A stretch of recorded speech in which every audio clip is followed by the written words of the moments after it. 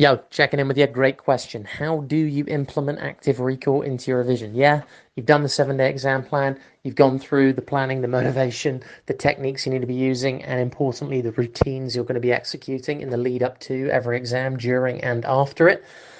But that key technique we're going to use to actually memorize all the information, active recall, what does it look like? Okay, there are a few examples in there, but let me paint a bit more color around what it looks like when you're at the desk, what it looks like when you're just walking about day to day, doing your normal daily routine. How do you use active recall? This idea that if you test yourself, if you ask yourself questions, if you write down things and then try and retrieve the answer to it actively in your head rather than just passively reading through text or highlighting certain words, how does that idea of testing yourself actually play out? So I'm going to give you three ways. I'm going to give you the first way, which is the bread and butter at the desk, how you use active recall. And then the final two ways are things that I think are massively underestimated by students. And if you can just get your head around these two ways, exams and, well, first and foremost, exams are just going to become so much easier for you. And secondly, you are definitely going to get better results, no doubt about it. But it's a big shift you got to make. So, number one, let's look at this thing in terms of when you're at the desk. So, first way I'd recommend is just create a fact sheet. The way you do this is take a piece of A4 paper, draw a line down the middle. On one side, you can write a load of questions relevant to a subject. It could just be words relevant to a subject. And on the right-hand side, you'd write the definition of those words that you need to know, or the answer to those short, snappy questions you need to know. Obviously, you can't do essays for this. I'll give you another technique for essays. But just for factual information, use this technique, the fact sheet. So you've got uh, words and questions on the left-hand side, the answers and definitions to those words and questions on the right-hand side of the paper. Boom. That's a fact sheet right there. Now you need to test yourself on that info. Take another piece of A4 paper, overlay that piece of A4 paper on the right hand side of the sheet. So you can't see what is on the right hand side of the sheet. You should just be able to see what is on the left hand side, which of course is the question and words. And then write out the answers to those questions and words. Again, see if you can remember them. Don't trace, use some thick paper. And then you will be testing yourself. And this is just such a simple technique. It's how we all learnt to write. Do you remember the teacher saying to you when you're about 4, look, cover, write, check? That's how you learnt to write. You looked at stuff, you covered it up, you wrote it out again, and you checked it. And that people forget this. They just forget it and they don't, they just start highlighting things or reading through things or just staring at stuff and hoping it goes into their head. It's not how it works. Active recall, test yourself. The other way I'll give you quickly as well is if you want to learn how to do an essay, do an unassisted mind map. Real simple, right? The problem with mind maps is people crack out a mind map, but they read from the book and make it all lovely and make it, colors and bubbles and all this. But then what they don't do is they don't actually think, do I actually know this? I've been able to read it right out in the exam with the book. I've been able to write it out with the book and the text and the revision guide, all that stuff. But if the question's put in front of me in the exam, can I actually write this out? Can I replicate it? The answer is probably no because you haven't tested yourself on it. So make the mind map, throw it to the other side of the room, new sheet of A4, try and replicate that mind map. Can you do it? You're not going to be able to do it first time, I guarantee you. So what you do is you bring that mind map up, you get up from your desk, you pick the thing up that you lobbed across the room, you whack it back down on your desk, and you say, right, what don't I know here? Maybe try and do half the mind map, and then chuck both sheets of paper to the other side of the room, try and do half the mind map, then three quarters, and so on. That's how you roll with mind maps and essays, getting them into your system. So, the two techniques that really, I believe, are underestimated, and if you start doing them, it's going to make a huge difference. The first thing is having casual conversations with people about schoolwork. Yeah, it's not cool. Yeah, you might get called a gimp or a dork by the sporty person at school or whoever's the coolest kid in your school. But to be honest, who cares? Like, I've been on both ends of that spectrum. I've been the kid who was calling people dorks and gimps, and I've been the kid who was getting called dorks and gimps when I said, you know what? I want to try at these exams. I want to win. I want to be the best. I want to show everybody what I can do. I want to show myself what I can do, most importantly. Um, and yeah, you just go up to people who are interested in the subject. Go up to the smartest kid in the class and ask them, hey man, how do you do that? Hey girl, how do you do that? However you speak to your friends, talk to them just in a normal way and ask them questions about how they're doing things. Test each other. Have a little bit of banter. I remember one of my mates, we'd take the mick out of Shakespeare the whole time. Yeah, it was a bit geeky, but it was actually quite funny actually. Because yeah, we just involved our chat and it helped us.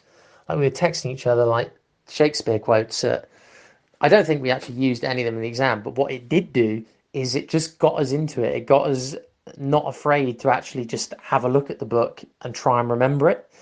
And that's one of the key things. I think there's so many, and if you're a student listening to this right now who's scared to try hard in a subject because you're worried about the opinions of the other kids and how, they're like gonna think you're trying too hard or putting too much effort in or whatever. Listen to this. I've been on both sides of the spectrum. 100% you will regret if you do something because the opinions of another person who doesn't know what they're talking about at all. Nobody really knows what they're talking about. Look, to be honest, like, what do I know? I'm just trying to help you guys out in my exams. If you think the advice is good, take it. If you think it's rubbish and I don't know anything, do something else and go all in on that. And I hope you do well in it. So, first things first, test yourself with your peers. On the way to classes, start talking about the subjects, being like, do you remember the answer to this question? Do you know what the definition for this word is?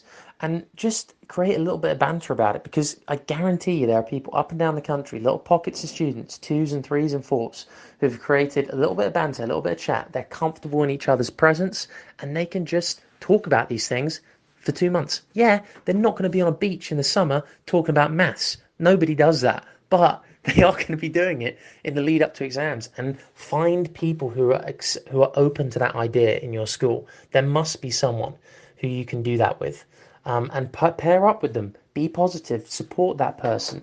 Look for the things they're good at. They'll look for the things that are good in you, and also you can help highlight the areas that perhaps they don't know as well yet and just create that banter. Talk to each other about the subjects. It's so, so important.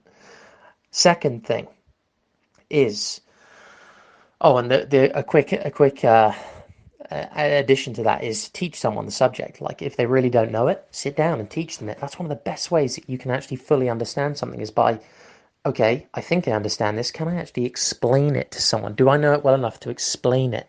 That's huge. If you can do that, you know it inside out. And that's the premise of that whole conversation thing. But the barrier is people don't want to do it because they don't want to look too keen. They don't want to look like they're putting the effort in. Or they don't want to look like they've put the effort in and then fail.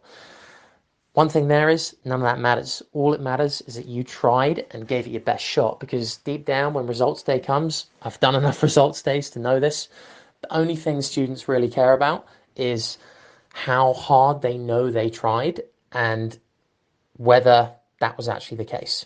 Because students get annoyed with themselves when they know they could have done better. Students are fine if they don't actually get that good of grades, but they knew they tried as hard as they possibly could. And with that, they're going to have a whole load of good skills like organization, hard work, determination, work ethic, the ability to handle pressure. They're going to have them under the belt, or they're at least going to have learned something from that because they put a bit of effort in.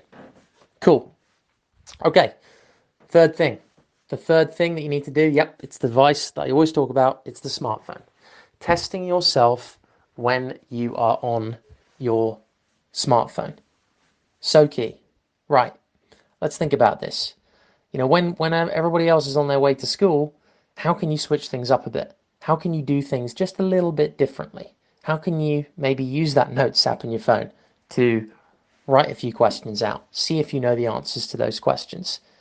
How can you switch up your listening for the month and just listen to audio recordings of yourself reading out paragraphs from your revision guide and then maybe in the notes app writing out the key words that you hear?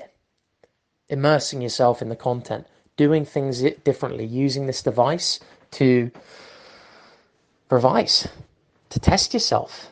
And it's simple. Write down questions in the notes app. Leave them blank. Leave the house. Get on the train, the bus, the car, whatever you're doing to get to school in the morning or on the way home in the evening, and try and answer those questions. Or leave the notes app blank and just say, right, this topic, history. What do you know about this period in history? Write down everything you know, every single bit of information. Text like crazy. Yeah, everybody would think, whoa, you're Snapchatting a lot of people. Well, you won't be Snapchatting a lot of people because you'd be selfieing.